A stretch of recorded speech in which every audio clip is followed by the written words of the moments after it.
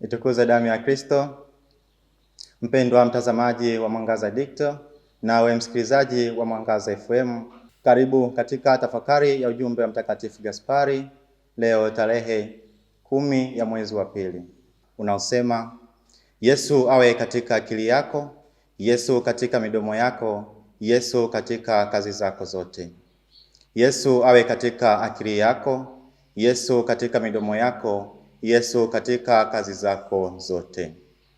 Wapendwa katika Kristo, maneno haya ni mwaliko wa kuifanya imani yetu isiwe ya maneno tu, bali mtindo wa maisha unaogusa fikra zetu, maneno yetu na matendo yetu ya kila siku. Akili ni mahali pa maamuzi, mawazo na mipango yetu. Tunapomwachia Yesu awe ndani yetu, tunamruhusu atuongoze namna tunavyofikiri, tunavyotathmini mambo na tunavyofanya maamuzi.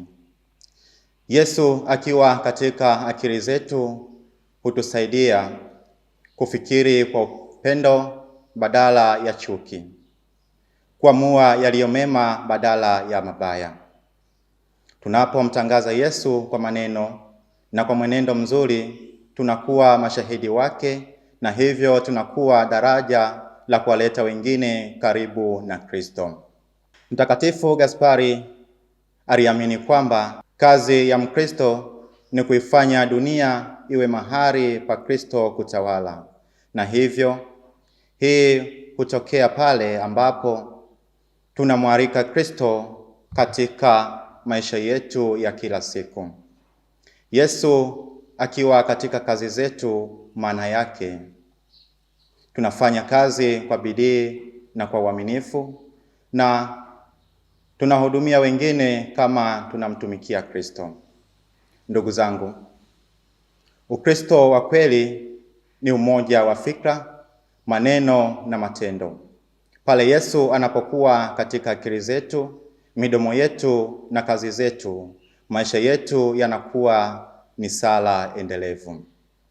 Tumwombe Roho Mtakatifu atujalie neema ya kuishi ujumbe huu kila siku, ili Kristo aonekane ndani yetu na kupitia sisi ulimwengu umjue na kumpenda zaidi.